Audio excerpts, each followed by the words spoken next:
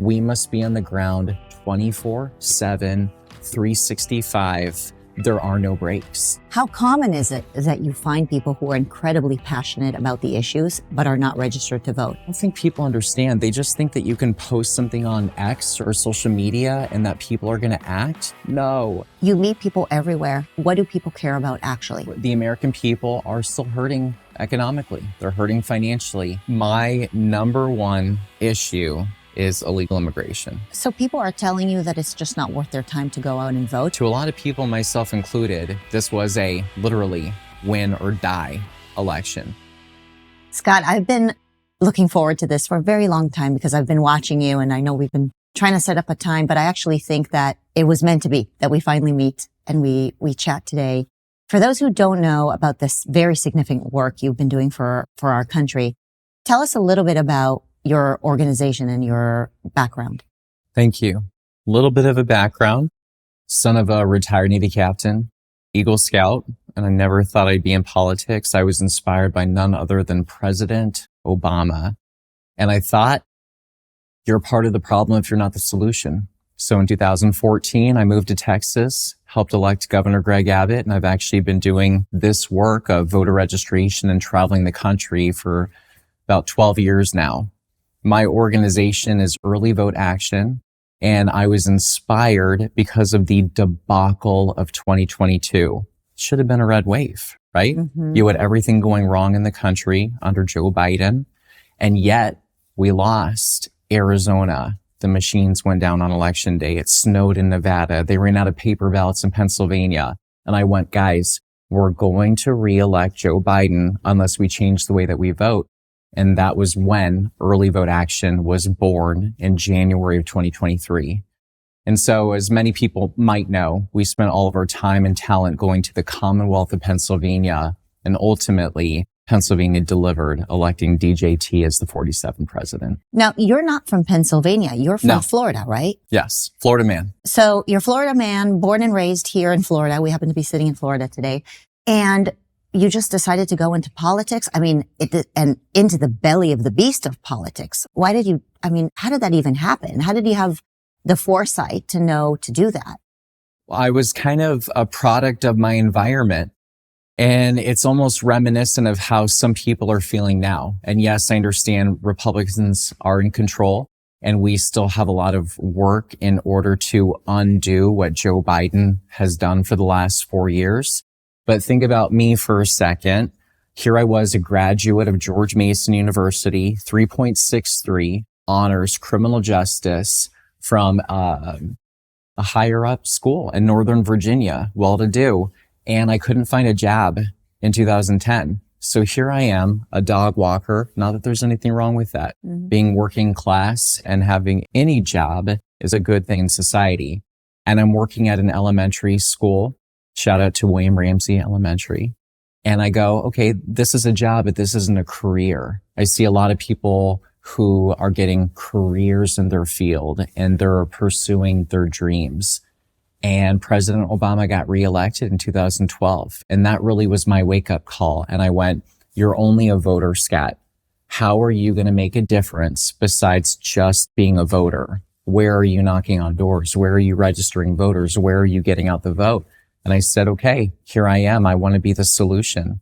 Mm-hmm. And famously, I always wear my cowboy boots because Texas was where I landed, and I moved my life halfway across the country because I wanted to be the change I wanted to see.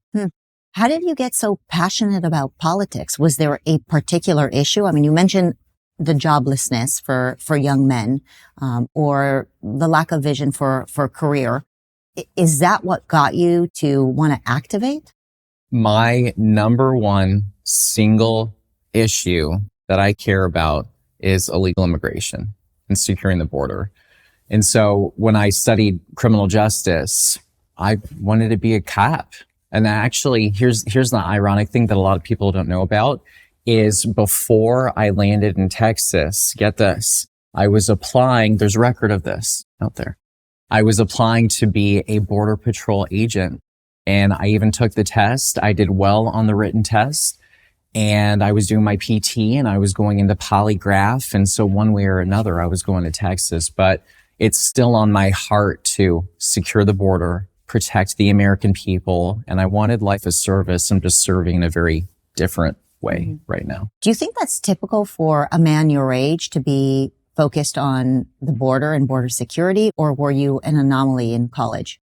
At the time, well, you have to revisit what was it like in 2008. So this was after George Bush. We're not going to go into all of that. And we're not going to go into the Iraq war and everything, but let's just say that America was not happy and they were seeking change. Well, they got change. They got a different vision of hope and change under President Obama. They gave him a shot. It didn't work, but a lot of young people were searching for something. President Obama was the alternative. And I think a lot of people learned from that. But no, I don't think that my experience is extraordinary. What do Americans want? We want to be able to have safe streets. We want to be able to have the American dream that you can go from the doghouse to visiting with President Trump last year at the White House. That's the American dream. You want to be able to raise your family and make sure that they have a good education and they can have the same setup that you had. That's what everyone wants. I'm not an anomaly. But I think even with illegal immigration, whether you're 4, 14, 40, or in your 80s, everyone wants to make sure that America is going to continue with the same values that we were gifted. And that means that strong nations have strong borders. You know, so many people have ideas like the idea you had to start something, but it's not enough to just have an idea. You have to actually go into it and act. Do you remember what your first month was like? It was horrible. It was, well, let me revisit for a second. So I started by volunteering. So a lot of people who are watching this right now, they're going to think to themselves, okay, but what did you do? What did you first do to say, how am I going to begin? 2013, Ken Cuccinelli was running for governor in Virginia, the Commonwealth of Virginia. Spoiler alert, we lost that election because the Libertarian came in. Anyway, I stepped into my Republican headquarters in Fairfax and I said, I'm here. I want to help. I want to do something. Put me to work. And I started knocking and I fell in love with it. And I went, okay, this is my purpose. This is my passion. I enjoy doing this. I'm helping my country. This is what I want to continue doing. And so anyone that wants to get started, visit PragerU to learn more about what your passion is. Get active with your local party or even who your local state representative, state senator is to pass good legislation. But it starts with a willingness and desire. And then you have to go to your first meeting or step into that first office. But when I first moved to Texas, we had to get 250 signups per week. So here I am, a new guy moving to Texas, a state that I didn't know anybody. And I had to get my 250 while moving into my apartment, not knowing anyone. But I did it. And part of it, and I think why people humbly respect the work that I do, is I show up. I go to everything and I meet people where they are. I think the reason why some people respect the work that you do, including myself, is you remind me a lot of Charlie Kirk, because Charlie Kirk saw that there were issues in America, especially with young men. And rather than really inflate the narrative of fear and conspiracy and despair, he actually stepped into action and used his talents to figure out one step at a time how to actually do good. He was very focused on doing good and to be helpful rather than complain. And so many people out there who are watching this, they may have children, they may know someone, they know young men who are feeling despair and angry. And I understand why they're feeling despair and angry, these young men, because as an educator, I've seen this in the classroom. We've told young men that they should speak last because they're not a victim. They need to let the victim speak first. And ultimately, we turned our young American men into victims because, the toxic masculinity narrative, plus you add how hard it is for young men to get jobs. We've told these young men that they're victims and we've treated them terribly. And so you have people like Charlie Kirk and you who I'm sure feel some sort of rage And what do you do with this rage? Do you do something positive with it? Or do you do something negative with it? Does it build you or does it take you down? You remind me of Charlie because while you were frustrated, you use the frustration to build. That takes a lot of courage. Thank you. Well, I'd like to discuss briefly what you're hearkening to is that building aspect. So many Americans, when they see something wrong in society, they'll just discuss it. They'll just talk about it. Anyone can do that. Anyone with a cell phone can pick it up and use X to talk about an issue. And I want to reflect upon Baltimore for a second. So part of the reason why some people know me is because of the Baltimore cleanup. And I want to remind people that President Trump kind of used some harsh words talking about the city of Baltimore back in 2019. I'm not going to repeat those words. But the moral of the story is that the city needed love and attention, and that there was trash in the streets, and that the city was not getting the attention it deserved even from its Democratic leadership. And when I was watching social media and everybody was posting about the garbage and showing on full display the decay of inner cities, I felt very reminiscent to 2012 of how I felt when President Obama got reelected. I went, okay, this is bad. I see what's happening is bad, but what am I going to do to be the solution? And so I posted on social media and said, I'm going to Baltimore and I'm going to go pick up trash. I don't care if it's me, my mom and dad on a street corner. We're going to go make a difference. And the tweet at the time, when it was Twitter, went viral. Yeah, I remember. And everybody across the country was like, Scott, I want to come pick up trash, which is so interesting to make picking up trash fun. And within 7 days, we organized 200 volunteers on a Monday, not a Saturday, not a weekend. And we picked up 12 tons of trash in 12 hours in one single day in the most dangerous streets of America. No, we didn't stop there. After that, I really introspectively was like, wait a sec, I don't need the government's permission to have authority and to act. And why can't I do this everywhere? I don't need the government with all of its power and millions and might to continue to neglect cities. I can use my ability to take action. And so we've done cleanups in Atlanta, Austin, Baltimore, Chicago, Denver, Decatur, Detroit, Houston, Kenosha, Los Angeles, Miami, Milwaukee, Nashville, Portland, Pittsburgh, Philly, Salem, and I was even protested on the streets of San Francisco, California for daring to pick up trash. Wow. And so I think the moral of the story is we need more people to understand the power of one and the power of I can, and most importantly, the power of I will. Mm. And I think that's the story. Yeah, it's a super powerful message. Where do you think you get your values from? I wouldn't be here without my mom and dad. Gosh, what I love about my parents is they have true love. My dad, I lovingly make fun of him because he still calls my mom his bride. They've been married, I think, for 44 years. Don't hurt me, mom and dad, if I got that wrong. And I mean, they love each other.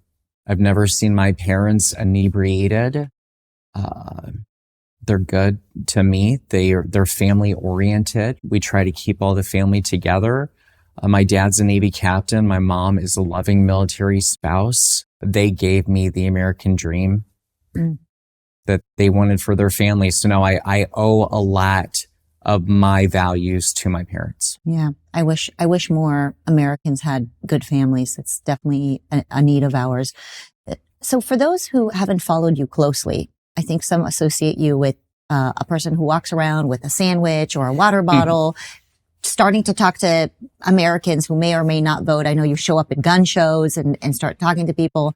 I often think about the stories of people that I know who feel incredibly passionate about all kinds of political issues, and they'll go post on X, and then I'll ask them, are you registered to vote? Are you aware of Prop 50 in California? They don't even know what Prop 50 in California is about. And so I think you picked up on it. You picked up that people are all steamed up about political issues, but they don't take any action. So describe to me what your daily looks like. Well, I mean, it goes from going to a PragerU gala at Mar-a-Lago, thank you, to filming with your organization today, to going to the Wayne County, Pennsylvania Christmas party as a thank you celebration. And I'm going to meet with the Grassroots and thank them for their work and make sure they're signing up for mail-in ballots. And then I'm going to AmFest to speak. And then at the beginning of the year, you're going to see me at the Green Dragon Farmers Market and the Great American Outdoor Show, which is one of the largest hunter shows in the nation. By the way, 30% of Pennsylvania hunters are not registered to vote. The moral of the story is I meet people where they are. And whether it's from Mar-a-Lago to a Walmart, I'm not afraid to meet the people, to shut my trap, to open my ears, to listen to what they want, to get them registered, and ultimately to try to find candidates that are going to meet their values so we can send those people into Congress and hopefully win in 2026. So if there are people who are listening to this and they want to do what you do and they're inspired by you, describe to me a little bit what you do. So you're at a farmer's market. How do you get a person at the farmer's market to then register to vote? Let me share one of my most favorite stories. I love this one. Okay, so Lancaster is where we have our beautiful Amish in Pennsylvania. And like I just mentioned, the Green Dragon Farmers Market. So every Friday is Green Dragon. And we go out there and we set up a voter registration table. Now, while this is a red area, we still want to make sure that we are getting I mean, look, I'm here to elect conservatives in office. I'm not going to baloney people. So we have several different things that harken to either President Trump, or we have a beautiful whiteboard that says something like, should biological men not be able to beat up women in sports? Or should we have voter ID? Something harkening to election integrity. And so depending on what the question is, if it's keeping biological men out, then it will be the Sharpie will be in red and then the no will be in blue. So as soon as they pick up a red pen, I know they're putting yes, which is the conservative answer, keeping men out of women's sports.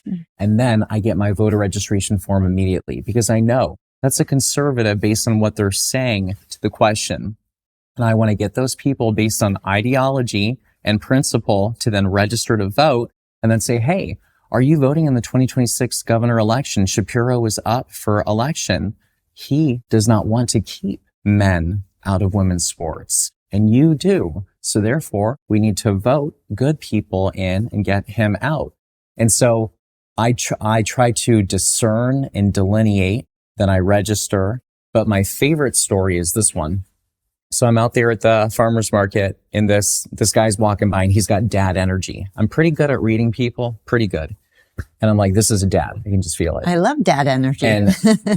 And he's just your typical white, probably 35 to 40-year-old, beard, toxic masculinity. Ladies, there's nothing wrong with that. Go to a gun show. You will love it. Go to Home Depot. It's a great place to meet someone, a gun show, right? And he comes over and I say, are you registered to vote? And he goes, no, I'm not. So immediately I'm like a piranha going after my prey. And I just switch into, please, like, I don't know if you have a kid, but look what they're pushing in our schools. Look, we just elected Donald J. Trump as our president. And it's good people like you that need to be a part of the equation. And I really need you to register. Look, I'll fill it out for you. Get out your ID. Are you allowed to do that? Yes. Okay. So here's the thing. We have to make life easy for people. If I make it hard and if I have obstacles, people aren't going to do it. So he pulled out his ID and I'm starting to sign him up. But here's where the story gets good. But in the background, a very pregnant woman walks out of the bathroom, comes over, and she says, I can't believe you're finally registering to vote. So here, me meeting a voter, having a good understanding of reading people, doing this for a decade, having a message that I was able to articulate quickly to a voter, pinpointing what was important to him, i.e. his future child coming into the world. I got a +1 new conservative voter in the Commonwealth of Pennsylvania for being at the right place at the right time and prepared. That's the work that we do. How common is it that you find people who are incredibly passionate about the issues, but are not registered to vote? all the time. All the time. I had a woman who goes, I'm in Washington County, Pennsylvania, Southwest Pennsylvania, other side of the state. I'm knocking on her door and she comes to the door and I'm like, how do are you ready to vote for Donald Trump? And she's like, I love Donald Trump. And I was like, are you registered to vote? No, I'm not. And I didn't vote for him because I knew he was going to win the election. That's like, it's like a dagger in my heart when I hear that. But I said, please, you go in your house, you get your ID. I'm going to register you to vote right now. And we did. But really, I don't think people understand. They just think that you can post something on X or social media and that people are going to act. No. If Republicans or conservatives are going to learn anything about keeping this movement alive and making sure that we're actually winning issues, we must be on the ground 24/7, 365. There are no breaks. As soon as the 2024 election was over, we didn't stop. We rehired 25 staff. They're on the ground right now through holiday, through Christmas, through everything. Like there is no stopping. The Democrats don't. They never stop. You know, what is so amazing is that we worked so hard for equal rights to vote. We worked so hard and now you have the right to vote and you're not even voting. You're just throwing it all away. It's what's amazing to me. You talk about, we just passed some special elections. Some of them did not go very well for conservatives, and Tennessee did bode well for conservatives. So you got one. Like, can you talk about what you think happened? Well, I think it's important what you just said for a second. You said, what do voters want? And that's part of it. We can't just be an alternative party. We can't just be Democrats bad. Yeah. That's what Democrats are. Orange man bad. Donald Trump awful.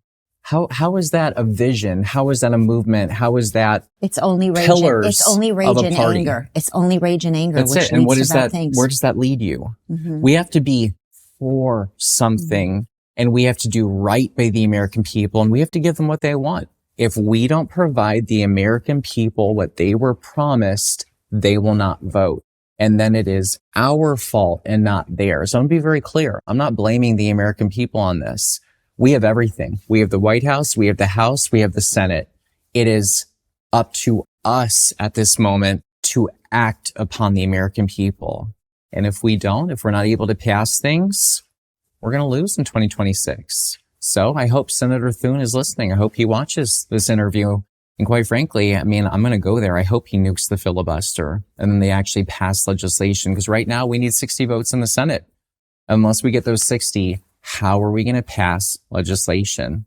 Then they take the House, the Democrats, and then they're going to impeach him, etc. But I also think we need to set realistic expectations and understand it's only been a year since Donald Trump was elected.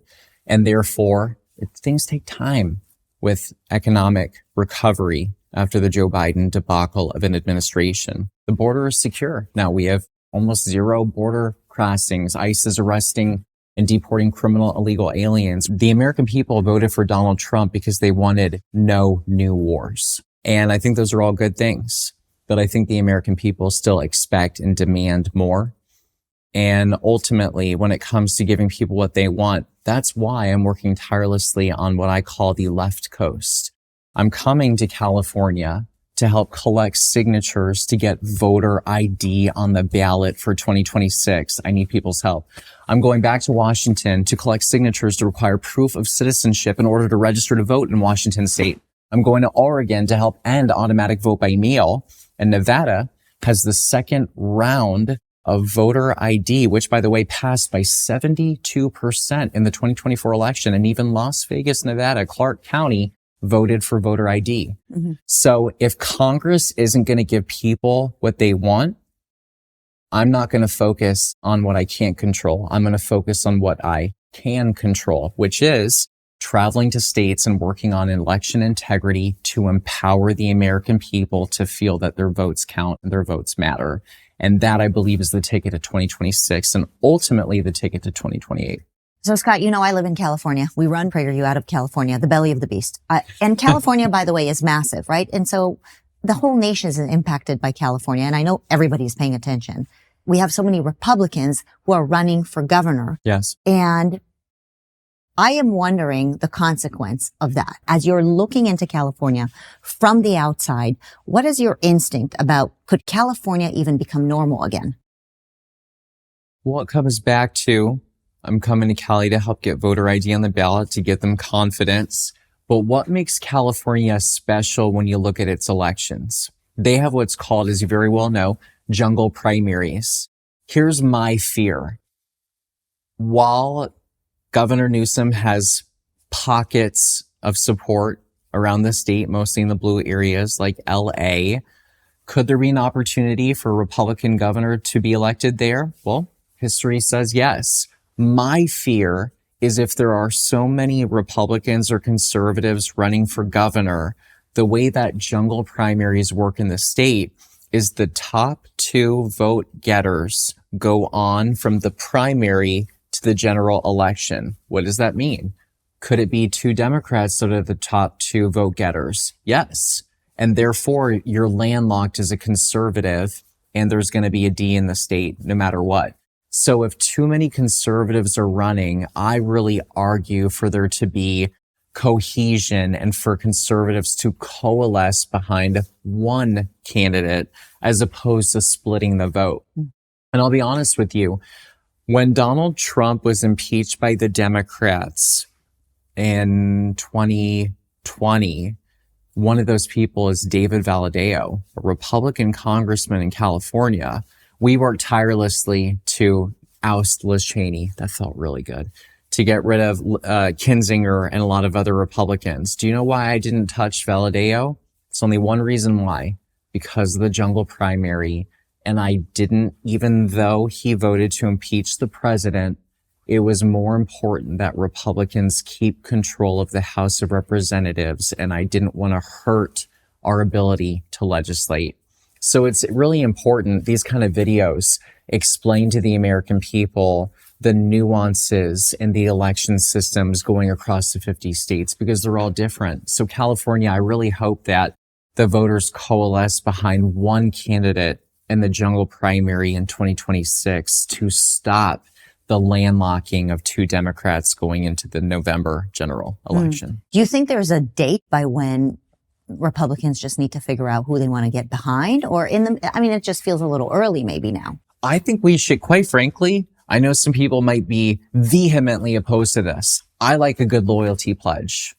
I want a loyalty pledge that says, A, I'm going to support whoever the Republican candidate is because any Republican is better than the best Democrat. And number 2 is I think they should have a date and they go based on a series of polls based on finance, because let's be real, you're not becoming California governor unless you can raise 25 to 50 million. Let's just be real. In a huge, vast state that you have to get all those voters. Unless you can reach these marks, these requirements by this date, let's have a loyalty pledge. Let's all get behind that one conservative, knowing that it's better to defeat Governor Newsom or replace him with a conservative than to allow Katie Porter to become the next governor of California. Bless her heart. She's trying her best. Well, I'm not advocating for either way, but these are your opinions and I appreciate learning from you. So thank you. Thank you. So I encourage anyone right now, right this very second, after you're done watching this or pause it, look up the Illinois congressional map. Like do it like right now. You're going to find the most gerrymandered congressional map in probably the United States. So when the Democrats are like, oh, Republicans are gerrymandering, bro, you've been doing this for decades. It's just conservatives that haven't been smart in playing the game. Explain what it is, by the way, because the audience might not know what gerrymandering means. So basically what this means is, you know how the beautiful Elon Musk has been posting about there are states like Massachusetts, Maine, New Hampshire, Rhode Island, Connecticut, basically any blue state. Republicans will get 40% of the vote, 45% of the vote. But in a state like Massachusetts, look at their congressional representation. 0% of Republicans, zero, in a state that at least gets 30+% of the vote, has 0 members of Congress in states like Connecticut, Rhode Island, Massachusetts, etc. And so therefore, gerrymandering is when you draw maps strategically in order to benefit your political party so that your opposition party does not reflect the true representation of that state, of that district, etc. So basically, the Democrats are trying to rig these congressional maps, i.e. things like census and at the state level, in order to have control of Congress at the House level. And now that Republicans are playing the game and fighting back, which I cheer on, go Florida, go Ohio. Governor Newsom and Democrats are just mad that Republicans are fighting fire with a flamethrower. And that's what we need to do better on. You meet people everywhere. What do people care about actually? Not the people who are knee deep into politics and are keyboard warriors, but what are the real American families? What do they actually care about? Are they happy with Donald Trump, or do they have buyer's remorse? I think your true, I don't want to say true blue, true red people, yeah, they're happy with Donald Trump. And however, illegal immigration, like I've been talking about, is an important issue. Yes, it's the economy. Yes, people are hurting. Yes, working class America is having a difficult time. I mean, I talk to these people like New Jersey. I don't get, you were talking about the elections that just happened in 2025. Spoiler alert, Virginia lost, New Jersey lost. We even lost in Pennsylvania, despite more Republicans voting in this last year than they did in previous elections. I want to make it clear, we did our job. We got out the vote. Democrats just got out more votes, and the shutdown also didn't help. The government shutdown, which was used as a partisan tool to hurt Donald Trump at the Republican Party, did its job in helping the Democrats. Isn't that interesting that the shutdown ended right after the elections? Right? Just Miraculously. And so the American people are still hurting economically. They're hurting financially. And in states like Jersey, I don't understand how they voted for Mikey Sherrill when Trenton Democrats have been in control for 25 years and they have one of the highest property taxes in the whole country, and they just voted for those same property taxes. So something that is not jiving there, because it's, I just don't understand how you have the two juxtaposing ideals of the economy is hurting, but then you're going to vote for the property taxes, unless the rage of Donald Trump is just more than that economic recovery. Illegal immigration. They want the deportation of criminal illegal aliens. They want an economy that works for working class America, and they want America first. They don't want no new wars. They want all of the investment to be here in the 50 states. Mm-hmm. There are a couple of things that you said as we've been talking that really inspired me. One is we have to run towards something. We have to believe in something. We can't just have a message of anger and despair. We're not just the anti-Biden party. We're for something, right? And the other thing is we can't just sit in despair. We have to do something. We have to take action and not take our rage and turn it into just more rage and more frustration. So for people who are listening, especially young men, you know, there's this term disaffected young men because they're disaffected for the reasons that we talked about. What can they do today? And what can we do today to make sure that they're not, in fact, disaffected, because they still live in the greatest country in the world. They still have, in America, you still have more opportunity than almost anywhere, probably anywhere around planet Earth. And so the message is not that this is a terrible place to live. Obviously, everybody wants to come here. We're talking about all the illegal immigrants and the legal immigrants who want to come here. We are still so unbelievably lucky to be raising our kids in the United States of America, to be living in the United States of America. But young men are not hearing this message because they're upset, and I understand. What can we tell them and what can we do for them so that they don't feel despair? Because they shouldn't. Yeah. We need to do a better job of, I don't want to just say investing in young men, because of course we believe in meritocracy. We're going to choose the qualified candidate for a job, but making sure that everyone is given an opportunity and a seat at the table, is even those people that are qualified.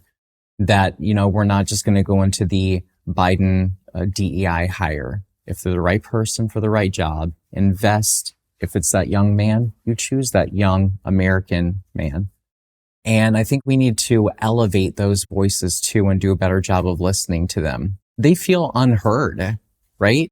They're angry because they feel no one is paying attention to them. And in fact, that's the number one thing that I find as I travel the country is when I said, shut my trap and listen.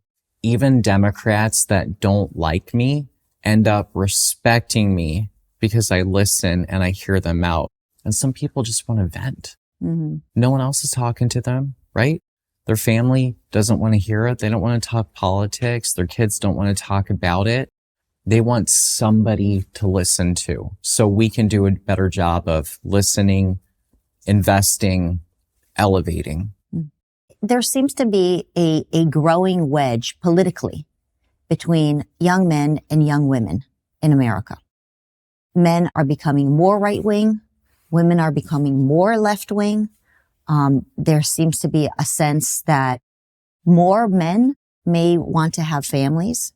More women may not want to have families. So there's this NBC News poll that actually showed that while men are prioritizing wanting to get married, wanting to have kids, women, mostly the ones who've gone to college, of course, are prioritizing a career, and getting married and having children is low on their priority scale, which is very telling about what's happening in America right now.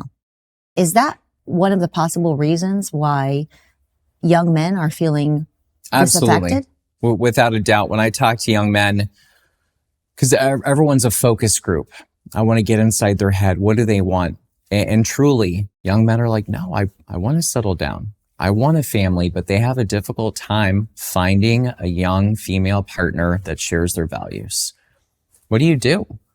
What do you do when you go on Tinder and not that there's anything wrong with it on its face, but you go to a Tinder profile and it says BLM, she, her, it, they, whatever they have as their pronouns. And it's clearly everything on their profile is designed to show the person viewing the profile that they are of left ideology. And if your options are only skewed one way and you feel like there aren't a lot of options, what does that do? It's no different than the economy and things being difficult. I think it produces the same effect with young men as they would in an economic shortage. I think we're having a shortage of young, available females of conservative ideology. And I think it's causing strain on not only humans' need for a relationship with their other, but also it's causing a strain on how young men view young women. Yeah. And then I think that when we have a society that is not building families, then we have a society with a strain, because ultimately humans need meaning, and family is the most meaningful thing that you can give a young man. And so this political divide that has now made it into even American romance, which there should be romance, this political divide is really problematic. It just is, it's in everything, politics now. It's in sports and maybe somewhat it's our fault in some ways because we are reminding everybody how important it is to get involved in politics. But it also seems like in some ways people have adopted their identity around politics and really struggle. Now, I don't think that I would be able to marry somebody who doesn't share my values. I don't think it would last. But the extremism that we are seeing, in our country is worrisome because it's tearing us apart, Scott. It's tearing us apart. The fact that young people are not getting married and actually focusing on what matters most, on what's going to make young men feel less disaffected is actually having a family and having something to go home to every night. Well, it's certainly part of it. But again, it comes back to the economy as well. That young man, the 28-year-old electrical engineer that couldn't find a job. Because I always ask people, joke in jest, we discussed earlier how, I'm kind of like a little bit of a matchmaker, and I'm always telling people jokingly to go procreate and make lots of beautiful Republicans. And, and so the young man, I was like, so any kids? And like very quickly, without hesitation, like, no. Why? How is he going to afford to have a kid as a young guy without a job right now? If we make the economic renaissance that America needs, then everything else, I think, will help fall into place. Mm. And then once again, maybe some people won't be as career focused, and maybe one of those parents will have more time to actually be able to have more time at home, have children. The breadwinner can go make sure that they have that finance that they need. But truly, I think part of it certainly is the economic aspect of it as well. So Scott, I want to talk about judges getting elected. It is. We just lost in Pennsylvania. Well, I know I don't mean to depress you, but it's a big deal. And I'm not sure that people are aware of how important it is to pay attention to the judges that are being elected in our districts. And just to zoom out for a minute, I did a full episode about Brazil and what has happened to that country, because basically the judges and the chief justice runs the country and you cannot even vote him out. Now we're starting to see the left, the Marxists, using the same tactic of using justices and judges to control our own districts in our country. And people just pay attention to the presidential elections. And so they sneak in the judges. And what happened in Pennsylvania is so jarring to me, that the fact that the rest of the country is not speaking about what happened with Prop 50 in California, which is not about the judges, but it's the gerrymandering, which you explained. But why are we not speaking more about the justices and what could happen if judges run America? I would like to say Early Vote Action did talk about the judges in 2025. So briefly talking about that and then going back to your point. We had 3 Democrat Supreme Court justices up for election in 2025. These people, I choose my words wisely, rigged the 2020 election, allowed for mail-in ballots to come 3 days after Election Day, allowed for COVID lockdowns of the Commonwealth of Pennsylvania, shutting down churches and businesses and schools. We're here in West Palm Beach. It didn't happen in Florida. Elections matter. Elections have consequences. Yet, the people of Pennsylvania just retained all 3 of these horrible judges in a Commonwealth that just voted duly to elect Donald Trump and a Republican senator. Where were my people? Now, granted, more came out than the 2023 and 2021 election. But where were my people? Where was the rage and anger from these justices shutting us down during COVID and locking us down? I just think people don't know. They don't understand the significance of these judges. And we try, we spoke about it for a year and made a really compelling message. I don't know how else to explain to the American people the power of the judiciary. Look at SCOTUS. Landmark decisions coming down from SCOTUS. And then you have rogue judges. That one judge in one district in one state speaks for the entire nation, talking about immigration, etc. And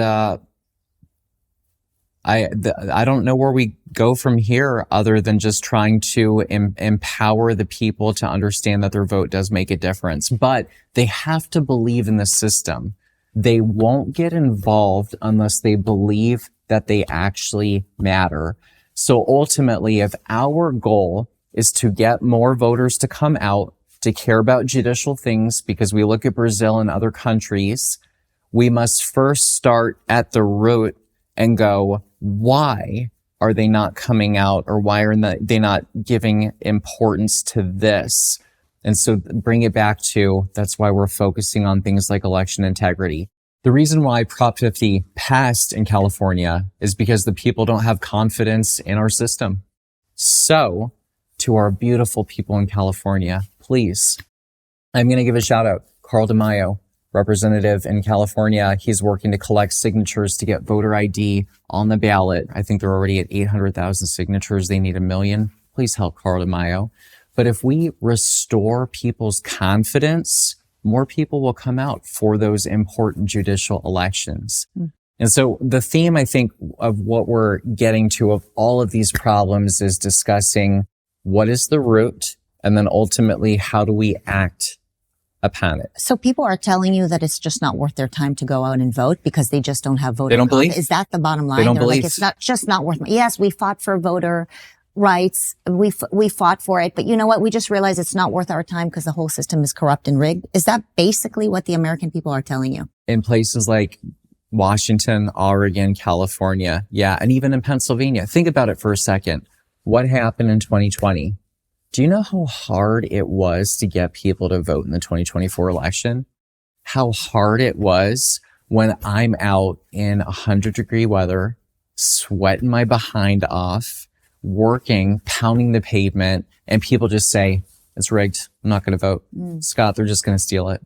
Scott, my vote doesn't count. Scott, if I register, it doesn't matter.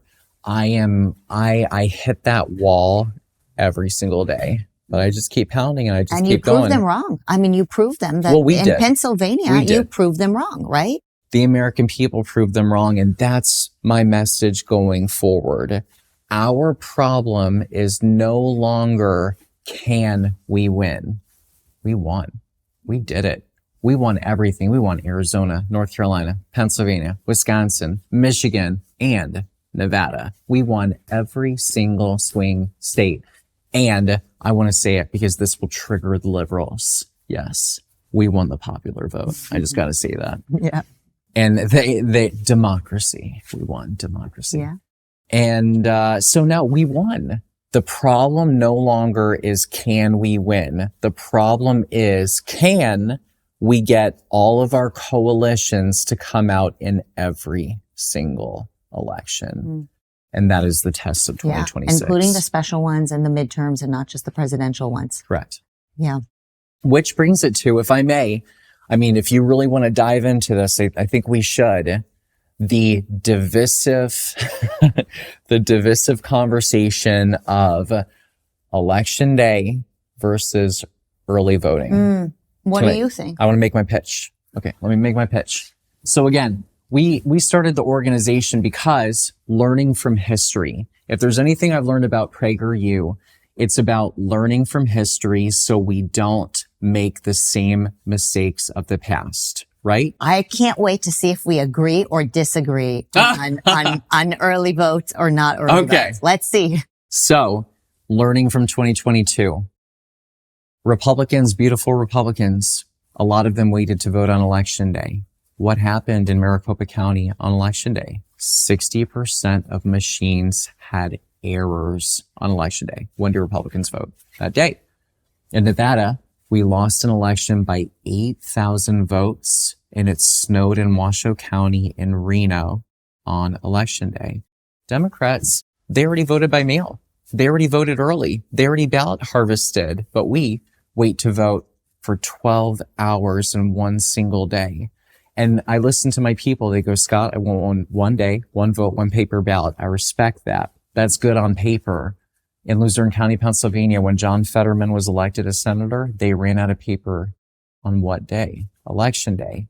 And so if I'm a Democrat strategist and I want to cause mischief, if I want to cause scandal, knowing Republicans and knowing that they're going to only vote on one day, I only have to cause mischief for 12 hours and I can steal a presidential election. I completely agree with you. I completely agree. You gotta make the path of least resistance. That's it. You want to win? It's the path of least resistance. Make it easy for our people to get involved. And by the way, it's the same thing with the teachers. If you want teachers to do the right thing, create that path of least resistance so they actually teach what parents want them to teach. Provide them with the lesson plans, provide them with proper clean materials and curriculum. That's what we do here at PragerU. Make it easy. You know, Scott, when we started PragerU about 15 years ago, we would make this educational content. And people would say, what? Marissa, how could you use TV and internet to teach people stuff. They should be reading books. And of course they should be reading books. But I also say people are very busy and they're overwhelmed. And many families have both working parents if they have two parents and they're lucky enough. We have to create the path of least resistance to do the right thing and to do good. And sometimes that means getting really uncomfortable. Sometimes it means giving the television or an iPad with really good PragerU content on it for your child. And sometimes it means allowing people to do an early vote so that we can actually vote for good. But here's what I'm hearing you say. What you're also saying is you have an understanding of your audience. That's what I'm hearing. And so taking that and fleshing it out with early voting, let's dive into that for a second. Why would I, especially understanding my audience of conservatives, push early voting? Let's be real. There has been a change. The opposition are now the elites, the upper echelon of society, and working class America are now conservatives. So let's dig in. Utility, construction workers, pilots, healthcare, police officers, firefighters, teachers, union workers, moms, dads, all those people, those are more likely people to be pulled away in an emergency situation on election day. Why do I want to limit the ability of a pilot trying to vote against Prop 50 in California, but they're waiting to vote on election day and, they got a snowstorm in Pennsylvania, flight delayed, you lost a vote, you can't vote. Why am I going to make it harder for working class America who's busy serving the American people to vote? I know my audience. And I want to make life easy and I want to give them more opportunities to vote, not fewer opportunities. And then furthermore, just because I want to be very clear, you will never be able to have true election integrity unless you win. So the final message is play the game, fight fire with a flamethrower and ballot harvest and do everything you have to do to win. And then once you win, then and only then can you provide for election integrity legislation. But you will never get here to your goal of election integrity unless you start here with fighting fire with a flamethrower. So now that Republicans won, do you think that they're doing enough to clean up election integrity? I mean, we have 4 years to clean up. Are we doing what we need to be doing? They passed the SAVE Act in the House. The House did their job, but are we going to get 60 votes in the Senate? I'll say it again. Nuke the gosh darn filibuster, do a roulette, pass the SAVE Act, provide for election integrity, require and mandate voter ID, proof of citizenship in all 50 states, try to secure the 2026 election. And I want to make it clear, that's not red or blue. It's making sure that one vote means one legal American citizen vote. And we're not going to dilute any American votes by allowing illegal or unlawful votes to be counted. It's not red or blue. That's American. And if they were serious, then Senator Thune would bring it up for a vote and let the American people see who's for nuking the filibuster and who's not. But right now, as it stands, that's why I, in my position, am using my platform to go to Cali, Washington, Oregon, and Nevada to help with their election integrity measures that if Congress won't act, we have the power to act at the state level. And I want everyone at home to realize that they, the American people, you can provide for election integrity. So help me collect signatures. How can people help you also manage your business? I know you don't take a salary, but you have to pay your own employees, right? Yes. And you're not a non-for-profit because you're a PAC. Yes. So if people want to help you and support you, what can they do? Thank you. Well, we're earlyvoteaction.com. That's our website. That's my organization. And correct, I want to make it clear, I don't take a penny. And I do that because I want people to know I can't be bought. I can't be sold. I can't be traded. I'm not a crypto. But all of our donations go to our employees that we have boots on the ground. And we don't advertise and we don't even have anything on television. It's all literally boots on the ground, meeting people where they are. And so earlyvoteaction.com. And we do accept Bitcoin. So if anybody wants to provide any Satoshi to us, we do accept that. But honestly, we're a bare bones organization, and we want to make our mark in the 2026 election, focusing continually on Pennsylvania, and we're going to expand into Nevada. All right. Well, Scott, thank you for everything you do. And for those who want to stay up to speed with all the little details, there are a lot of details, even for me to remember. They can follow you on X, Yes. where you post your recommendations and where action is needed.